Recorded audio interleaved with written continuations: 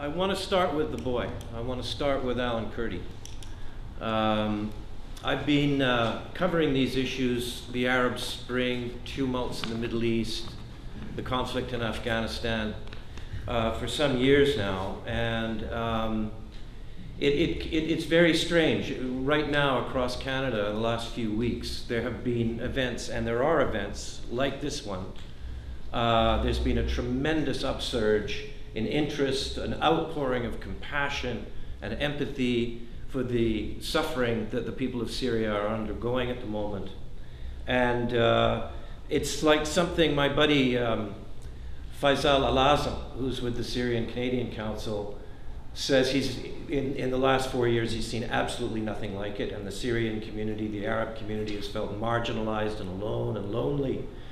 But after the uproar over Alan Kurdi, the Syrians don't feel alone anymore. That they're realizing that Canadians are with them. And this is a very curious and peculiar thing, how one photograph might do this. And I wanted to talk a little bit about that. For me, it wasn't a political story at all. It wasn't a news story. I had written, it was September 2nd, I actually wrote a column that day, another in a series of interminable columns, some of them quite angry, and I believe the headline was "Watching Syria Die, Watching Syrians Drown." That'll give you a sense of the column. And in that column I mentioned in passing the boy on the beach. That photograph had galvanized the conscience of the world to the suffering of Syrian refugees, like no other photograph. And I mentioned it in passing, and then that evening it came to my attention, and it was quite interesting because Ann Bayevsky at the Washington Post and the New York Times people, their bureau in Lebanon, everybody's trying to find, who's this kid? Who is this boy? Where did he come from? And it came to my attention that his auntie, Tima Kurdi, a Coquitlam hairdresser, had been trying to get the boy into Canada, that he was the subject of an application under the G5 process, as was, that is to say, his father and his mother and his brother and he were to come to Canada under the G5 process.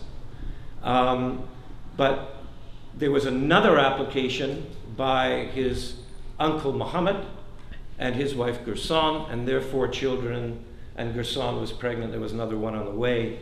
So the application for Muhammad and his family went first. The 2 files were inextricably linked. There was a series of submissions to Chris Alexander and to his office that began on March 24th and concluded on the 2nd of June, involving both families. And I woke up the next morning after writing this story. I was just, my editors at the Post and the Citizen were screaming, file, file, file. You know, we got to rush this, we got to ship this to the printer, and so on. And so it was hurried.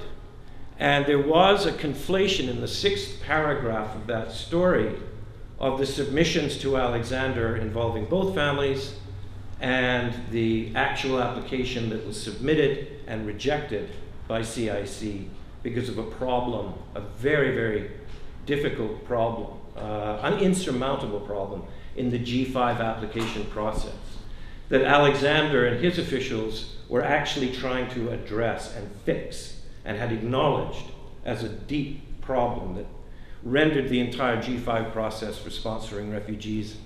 I don't think it's putting too fine a point on it to call it fraudulent. And everybody knew it, and it was supposed to be fixed, and it hadn't been fixed.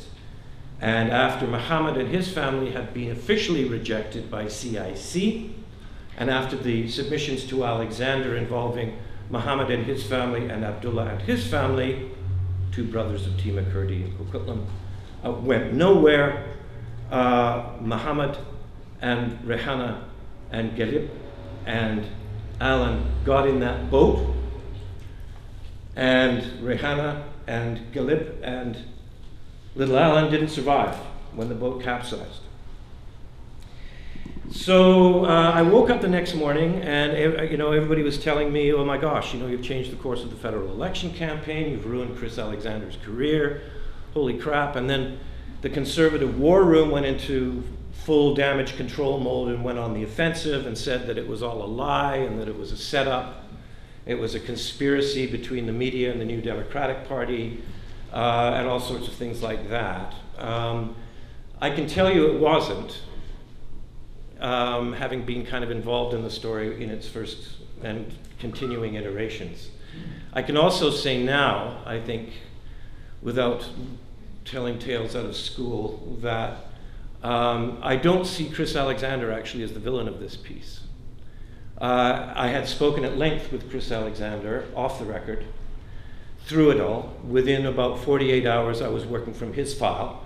Throughout my coverage of this whole story, I was working from facts agreed to by Chris Alexander. So there's a number of ironies and paradoxes involved in this story, not least of which is that I don't think it's unfair to say, and I don't want to be partisan about this, but there's a certain ugliness, vileness. People use the term Islamophobia. I don't know if racism is right, certainly bigotry and prejudice that began to emanate from a very distinct faction of the conservative activist base. I don't want to, there's lots of decent and good people who are conservatives. I don't want to paint them all with this brush. That Canadians absolutely found revolting, and it didn't go away, and it re-emerged in the niqab debate and the, what was it now, the barbaric cultural practices tip line and all this sort of carry-on. But that boy on the beach and that photograph, why that photograph? That photograph, those of us who've had children, those of us who've been around children, know that photograph, know that boy, know that posture. Kid's had too much chocolate, he's been running around, he's had sweets, he's full of energy, falls asleep on the living room floor. He's lying on the floor, his head is to the side, his arms are to the side. This is something that is very, very old in humanity. The recognition of that posture of a little child lying on a beach.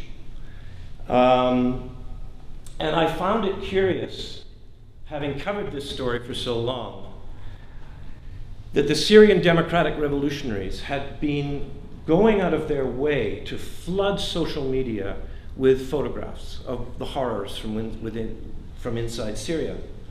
That there was, some people here may be familiar with it, Project Caesar, some individuals who stayed inside the regime after the counter-revolution broke out and smuggled out 27,000 photographs of dead, tortured, dismembered, disemboweled Syrians that had been disappeared into Bashar Assad's state security apparatus and his torture chambers. It's been on display at the Genocide Museum in Washington, D.C. None of these photographs had the impact of that little boy, Alan Kurdi. And I'm going to come back to that in a bit. I just want to explain a little bit for people who may not be familiar with the situation in Syria, where it came from, and give you a sense of the sort of state of play at the moment. Shortly after, I guess it was March 11th, 2011, in the middle of the tumult of the Arab Spring, an event that is comparable to the revolutionary tumult in Europe, 1789 in France, if you like, 1848 in Europe, the democratic revolutions, or 1917 in Russia. Everybody's trying to figure out what this event is that's roiling the entire Arab world, which is part of a larger phenomenon of democratic revival in the so-called Muslim world. The initial protests were centered in Daraa, southwestern Syria. Some boys scrawled, "We want the dictator to be toppled on a wall." They were arrested. They were beaten and tortured. There were huge protests. Protests initially, by the way, which is quite interesting, they actually sprang up as kind of protests and demonstrations in solidarity with the uprising in Libya that was going on at the time. So I think one of the reasons why the whole thing is being kind of opaque to us is that, you know, there was the tumult in Libya, the roiling in Egypt, the overthrow of the government in Tunisia, the ongoing struggle of the people in Palestine, in Bahrain, and then this horrible event started to take off in Syria. Within 2 weeks, Bashar al-Assad was firing live rounds of ammunition against his own people. That hasn't stopped. We talk about ISIS, ISIL, the Islamic State, Omar al-Baghdadi, those bad guys that we've been dealing with in the frontier lands where the borders between Syria and Iraq used to be. In fact, 96% of the documented civilian deaths in Syria have been at the hands of Bashar al-Assad, not ISIS. I don't want to diminish the barbarism of ISIS when I say this, but if you want to know where the refugees are coming from, where the death and destruction is mainly occurring, it's mainly in the west, the northwest, around Aleppo, and then south down through into, say, Daraa. And how quickly this has happened, too, is something that I think we really need to keep our eyes on. When I was in Zaatari, this huge refugee camp in Jordan, northwestern Jordan, 2 years ago, I think there were 90,000 dead at the time. There were, I believe, about 300,000 refugees in Jordan. There were about 90,000 refugees in Turkey. There were about 250,000 refugees, if I'm not mistaken. Sorry for all the numbers. That's one of the reasons why I printed off this stuff. In Lebanon, the refugee camp in Zaatari, 140,000 people at that time. And the curious thing about Zaatari is that it's only about 40 kilometers from downtown Daraa on the other side of the border in Syria. Basically, you've got a population of a city of about the size of Victoria, and it transplanted itself into Zaatari across the border. And I can't tell you the number of little Alan Kurdis that I've met. In the region over the last couple of years, you know, certain memories kind of stick with you. At the northwestern quadrant of the jurisdiction area of the Royal Jordanian Border Force, it's kind of a tip of the spear that points into Iraq. So you can sort of throw a stone into Iraq and throw a stone into Syria while you're standing in Jordan. And even there, in the middle of the great Syrian desert, there were refugees pouring through a hole in the berm, this sort of sand berm that marks the borders.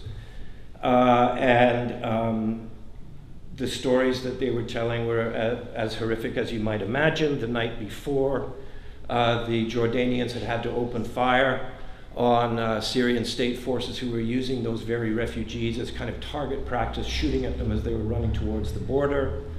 There was a woman who immediately fell on the ground. She was 9 months pregnant. All these people kissing my hands because they thought I was some kind of Jordanian official. And so anyway, those were the numbers 2 years ago. The numbers now are about 250,000 dead. There are about 1 million refugees in Turkey. There are about 1 million refugees in Lebanon, which is now a fifth of the population of Lebanon. There are officially 600,000 refugees in Jordan, but it's more like 1.2 million because a lot of people don't want to register with the UN because then they won't be able to work and it gets all complicated. And the state of play now is such that there's really no such thing as Syria anymore. The number of combatants, the main combatants, of course, are the Ba'athist regime of Bashar al-Assad and his allies in Hezbollah, which is a proxy of the Khomeinists in Iran, the his own Shabiha death squads.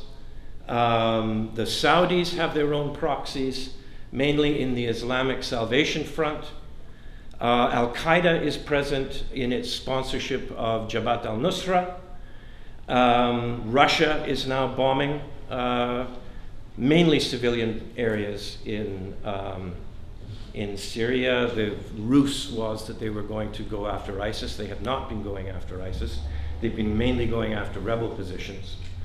I want to talk a little bit about how we comprehend this and our fixation on geostrategic interests and the way we talk about the combatants. And part of the language that we use, I think, encumbers us a great deal. We usually, we talk about Western intervention. I don't even know if there is any such thing as the West anymore. We use language, of imperialism, and we talk about the war in Iraq as having been the thing that kicked this thing off. It's not the way Syrians talk. I said something to young Mustafa when we were talking the other day, and I thought, gosh, I hope he didn't take me the wrong way. I said something like, if I was a young guy in Syria, I'd probably be Jabhat al-Nusra, which is a strange thing for somebody like me to say. I've been quite viciously anti-jihadist, and I'm a committed secularist, to say that I might end up affiliated with Al-Qaeda's proxy in Syria.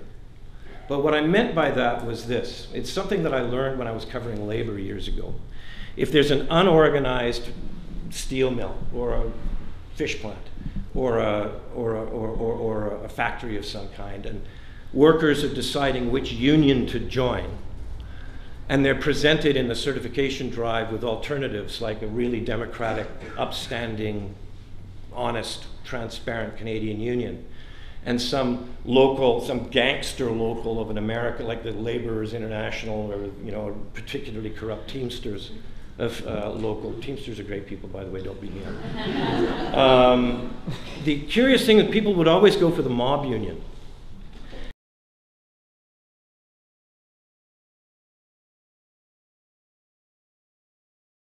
The reason you join a union is because you want somebody to come in and beat the crap out of the boss. That's why you're joining the union. So in the case of Jabhat al-Nusra, they have benefited from an absolute exodus of all of the young fighters, the democratic revolutionaries from the Free Syrian Army umbrella. And the reason is very simple. The Americans have, the United States, I'm sorry, it's not a nice thing to say, but where once America was a sigh on the lips of young Syrian Democrats, it's now a word that is not used in polite company anywhere in Syria because of the degree of betrayal and abandonment that they not unreasonably attribute to the actions of the Obama administration. In its treatment of the National Coalition of Syrian Revolutionary and Opposition Forces, its betrayal of the Free Syrian Army, its betrayal of the Syrian National Council.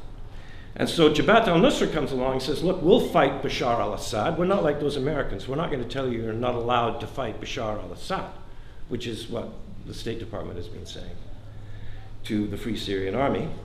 We're going to encourage you to fight Bashar al-Assad and to fight ISIS. And here's some money, and here's some guns. And it's very simple. It's a matter of the Hells Angels roll into town. They got the best bikes. They got the colors. Those are the guys you go with. So I think it's really important when you're looking at all the proxies and all of the various Islamist groupings and the so-called moderates, that the real division is between ordinary Syrian people who are, surprise, surprise, just like us, whether they're Muslim or not, and the sort of the cohort of the leadership of the National Islamic Salvation Foundation, Jabhat al-Nusra, Free Syrian Army, even to some extent ISIS. And so that's kind of the state of play right now. There's peace talks going on in Vienna. I don't have any high hopes for them. There are a couple of things that I wanted to address as one, if you like, a kind of favor that I want to do for a 14-year-old kid. And it's this. The kid on the beach, right? And how it came to pass that he was It was that image and that child. I think, you know, anybody who's covered these stories and anyone who's been in the region will have a moment like that. And for me, I wanted to describe it very briefly. It was almost a year ago this month, or last month, I guess. I was in northern Syria with the Kurdish resistance, with the YPG and the YPJ. Fine young people. Nice to know they got your back. And in northern Iraq with the Peshmerga, and also in Turkish Kurdistan. And it was right at the time of the Yazidi pogrom. It was a time when 350,000 Yazidis were pouring out of the Shingal Mountains. People may remember the terrible crisis of the Yazidis on Mount Sinjar, where the Americans were at long last shamed into taking some action. Sorry. And they were spread all over Turkey and northern Iraq, and they had actually gone back into Syria and then out again, and they were all over Turkish Kurdistan, and in a group of about 5,000 of these, mostly women, interestingly, at Sikerlu in southeastern Turkey, in Turkish Kurdistan. I met a 14-year-old girl named Molina Solem, and everybody there wanted to tell me their stories. The guys that were there, they had their little androids, and they had film that ISIS had actually made them take of their own comrades in the Iraqi army and the Iraqi police, whose heads had been cut off, and they were being used as footballs. I mean, you know, it's pretty gruesome, it's pretty grim, and the stories the women were telling me were similarly grim. And little Molina Salem was telling me about her story. She had sort of sat quiet at the edge of a crowd, and I was listening to these stories, and as I was leaving, she came up to me and she grabbed my arm, and she said she had something to say. She'd become separated from her family in the panic when ISIS had swept into her village. Everybody had run up a mountainside. She'd lost contact with her clan, 18 people. She didn't know what happened to any of them but one, and that was her brother, and he was dead. And she said she wanted me to write this down. He was fighting back. His name was Hayef. He was 13. And it was as though just saying that out loud was enough. And she wanted him remembered. And curiously, little Hayef is not going to be included among the civilians whose numbers we tally, because he was technically a combatant. He was fighting back. And I would like us to remember them as well. Finally, where we are now and what to do. The curious thing about the little photograph of Alan Kurdi and all of those other photographs is that they raise different questions.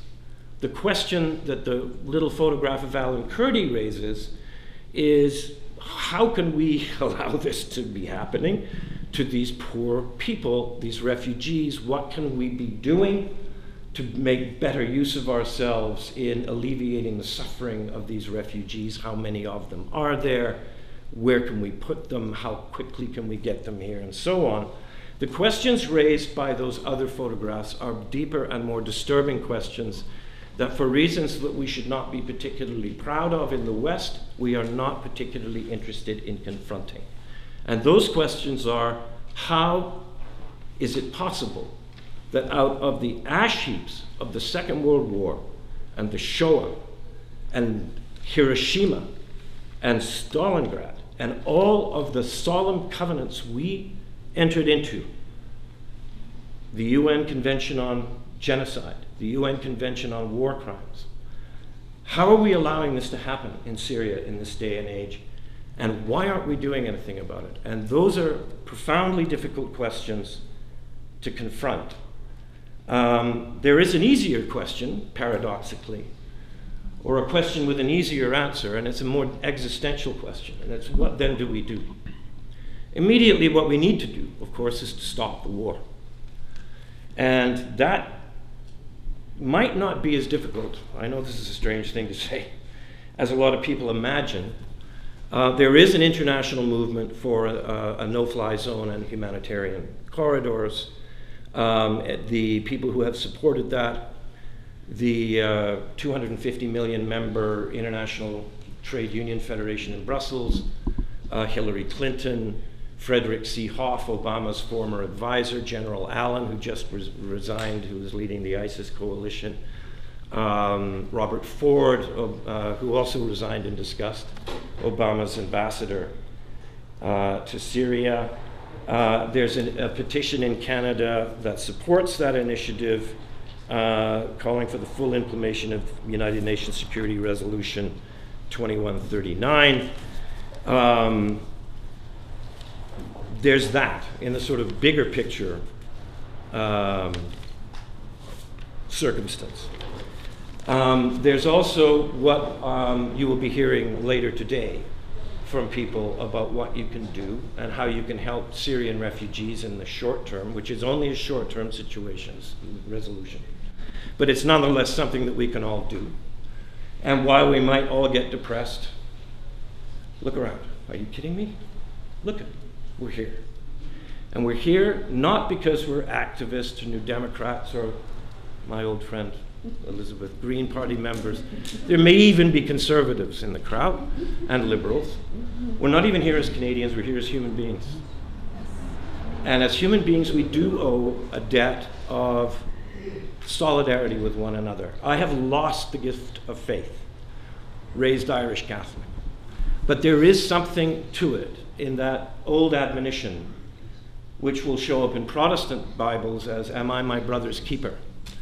And will show up in ancient Talmudic traditions, where it all comes from, when Cain shakes his fist at God, and in the Quran, where it is said that if to save the life of one innocent, it is the same as saving humanity, and to take the life of an innocent, it is as though you've taken the life of humanity.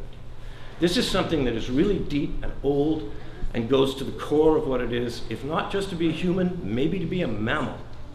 And that's why I think we're here, we're all wondering what to do. Really easy question to answer in one respect. You do what you can. You do everything you can. That's all that Allah asks of you. That's all the Blessed Virgin ever asked of me. That's all God ever asked of my Protestant friends. That's all the simple duty of human solidarity asks of any of us. We do what we can. We get up the next morning and we give it all over again. And finally, just to bring you up to speed of where we are on that little beach where Alan Kurdi died. About 10 miles from that beach, in the last 24 hours, at least 26 refugees, among them 17 children, drowned overnight. When 3 boats sank, making the crossing to the island of Rhodes. Another 138 people were pulled to safety, although the Coast Guard were continuing their search this morning for survivors. There were 19 corpses pulled from the water on Friday morning, among them 6 women and 10 children. Further south, a woman, a child, and a baby drowned when another boat sank off the island of Rhodes on Friday night. There are 3 people still missing. 6 others were rescued. In a fourth incident actually, 4 Syrian children drowned off the coast of Turkey on Friday when their flimsy boat carrying them to Greece capsized in bad weather. In the last 24 hours, 600 people have been rescued by the Greek Coast Guard. In the past 24 hours, several thousand more Syrians have poured into Greece. So far this year, more than 700,000 migrants and refugees, about half of them are Syrians, have set out across the Mediterranean to reach Europe. More than 3,200 of them never made it. There are 4 million of these Syrians. They are on the move. There are another 8 million inside Syria who know that we have abandoned them, that the West, nobody's coming to their aid, and they are on the move. So it's very difficult, it's very big, it's very large, but it is as small as this room, and We might not have the United Nations Security Council anymore. It's mobbed up. It's controlled by Vladimir Putin and Xi Jinping. The United Nations High Commission on Refugees is barely hanging on by the skin of its teeth. It can't even feed the refugees under its care this winter. But we have each other. And we have this masjid. And we have the United Church. So let's just give her. Thanks.